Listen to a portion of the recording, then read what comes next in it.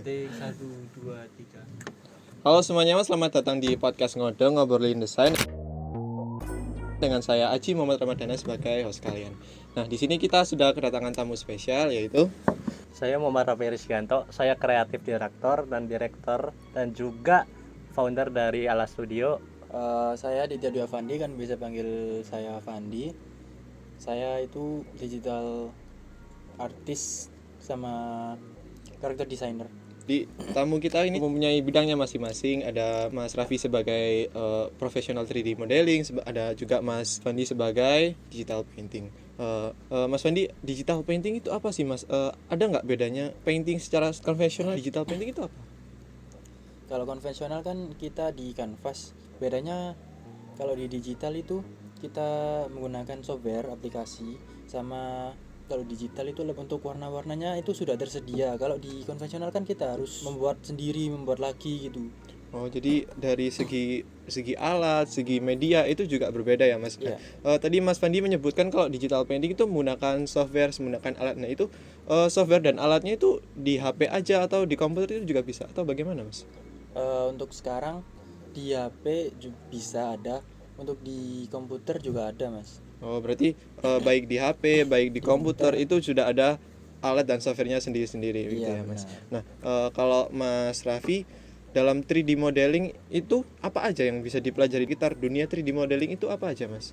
Yang bisa dipelajari untuk 3D modeling itu banyak banget dan seperti juga ada di bidangnya Fandi juga, di mana kita bisa menyatukan 3D dengan 2D digabung, karena 3D juga mempermudah dalam pekerjaan menggambar kita, di mana kita tidak perlu lagi memikirkan perspektif atau bentuk-bentuk yang kompleks. Hanya dengan modeling saja, kalau misalkan kita profesional, mungkin kita bisa lebih cepat. Kalau misalkan kita mengalami kesalahan seperti perspektif, kita bisa tinggal ubah kameranya, angle-nya menyesuaikan dengan gambar kita. Jadi dalam ilmu 3 dimensi 3D modeling itu 2 dimensi itu juga cukup berperan, juga cukup bersangkutan gitu ya, Mas. Ya. Nah, bicara tentang 3D modeling itu Mas Raffi itu pernah mengalami kesulitan nggak sih dalam mempelajari 3D modeling?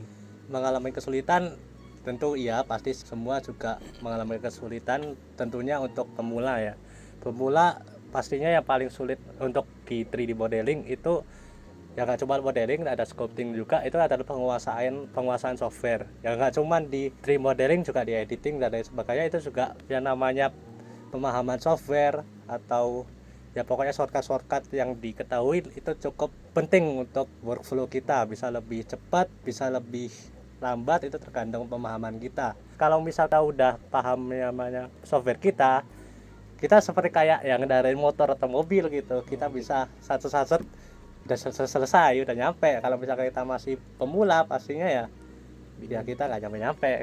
Jadinya perlu kebiasaan gitu ya, Mas, dalam proses pembelajaran 3D modeling maupun proses pembelajaran yang lainnya. Nah, pada saat proses pembelajaran itu Mas Raffi menggunakan sumber apa ya, Mas? Kalau belajar di mana, atau mungkin secara mengikuti kursus, atau belajar secara daring, atau bagaimana, Mas? Untuk sumber, saya berbagai sumber sih, tapi untuk paling awal, untuk pemulanya, saya dimulai dengan menggunakan YouTube. Dan ya biasanya saya awal-awal buatnya donat. Setiap semua modeler 3D pasti bikin donat. Kalau misalkan skip, ada yang mungkin skip, tapi mayoritas pasti bikin donat, dimana tutorialnya itu sangat penting banget. Itu bisa menguasain at least kayak 30% dari blendernya. Dengan itu pun kita bisa modeling kayak kursi atau lain sebagainya dengan fundamental atau dasarnya buat donat itu. Untuk sumber lainnya, kita bisa mulai yang namanya membuang uang kita untuk kelas. Mana awal-awal pengalaman saya bayar sekitar 700 sampai sejutaan. Itu pas saya nonton, wah kok gini doang, kelihatannya saya merasa kayak rugi gitu. Padahal dapat ilmunya itu banyak banget, tapi kelihatannya kayak pas kita udah nonton, kita lakuin kok gampang banget ya. Jadi perlu pengorbanan dan biaya yang cukup gitu ya, Mas, untuk pembelajaran dalam 3D modeling itu. Nah, kalau Mas Fandi dulu itu belajar digital paintingnya itu melalui apa, Mas? Jujur awal-awal itu aku belajar itu konvensional dulu, suka gambar anime gitu dari SD SMP gitu, terus pindah ke digital itu perlu pembiasaan lagi mulai dari pembiasaan alatnya, pembiasaan software juga. Jadi dari pembiasaan software, pembiasaan alat-alat dan media yang itu cukup berbeda, itu kita perlu membiasakan diri dalam menggunakan software Ya, ataupun alat-alat yang tersedia di komputer itu. Nah, jika kita ingin mendalami dan mempelajari digital painting itu ada nggak yang harus perlu benar-benar diasah gitu dalam mempelajari digital painting? Kayak yang dibilang sama Mas Raffi sebelumnya, penguasaan alat sama penguasaan software itu sangat penting banget buat pemula. Banyak-banyak melihat referensi, baik itu di YouTube atau di Instagram atau platform lainnya. Inspirasi yang bisa membuat kita courage sama semangat buat gambar. Latihan juga harus setiap hari. Oh gitu ya Mas. Jadi kita bisa untuk mempelajari digital painting, kita bisa lihat dari referensi-referensi karya lain, bisa lihat di sosial media baik dalam YouTube maupun Instagram gitu ya Mas. Kalau bicara tentang digital painting, itu Mas Fandi ada nggak inspirasi atau tokoh gitu yang membuat Mas Fandi semangat untuk mendalami digital painting begitu Mas? Untuk tokoh kayak art style-nya Willop itu kan kayak semi realis gitu, suka banget sama art style-nya. Terus ada dari Indonesia itu art style-nya Bang Ringo Syah, itu juga bagus banget semi realisnya dia, sama bikin benda-benda metal gitu dia bagus banget. Sama ada lagi satu punya kontras yang rendah sama saturasi yang rendah juga, itu kayak karyanya Yumi Art, itu bagus.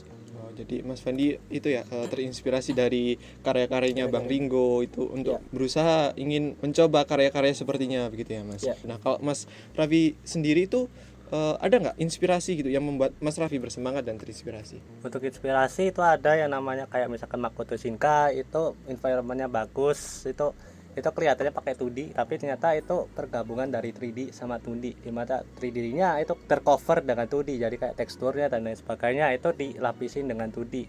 Gak cuman Makoto Shinkai, itu ada yang namanya kayak misalkan dari game kayak misalkan Genshin Impact, itu teksturnya juga bagus, karakternya juga bagus, dan environmentnya juga bagus, dimana kita pasti masuk itu kayak dengan cerita storytellingnya dari environmentnya, kita tuh paham betul cerita dari gamenya tersebut.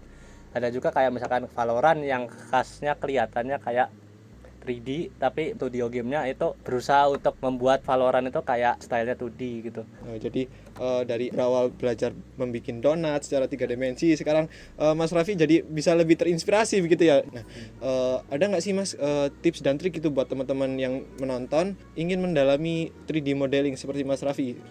Untuk 3D modeling itu aslinya kelihatannya rumit, tapi emang realitanya itu aslinya gampang, mudah. Selama kita bisa memahamin softwarenya, kita bisa memahamin workflow-nya, kita bisa lancar, kita bisa bikin apapun yang kita mau.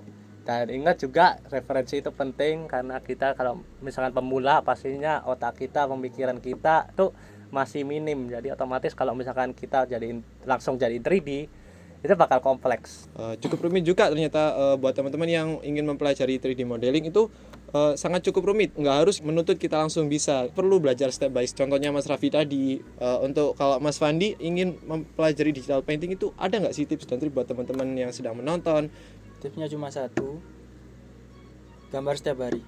Oh jadi sebenarnya nggak cukup rumit ya Mas. Untuk digital painting itu hanya cukup terus latihan, terus berkarya setiap harinya satu karya atau hanya satu sketsa pun itu sebenarnya sudah cukup begitu. Oke, cukup sekian podcast kali ini ngobrolin desain bersama Mas Fandi dan Mas Raffi.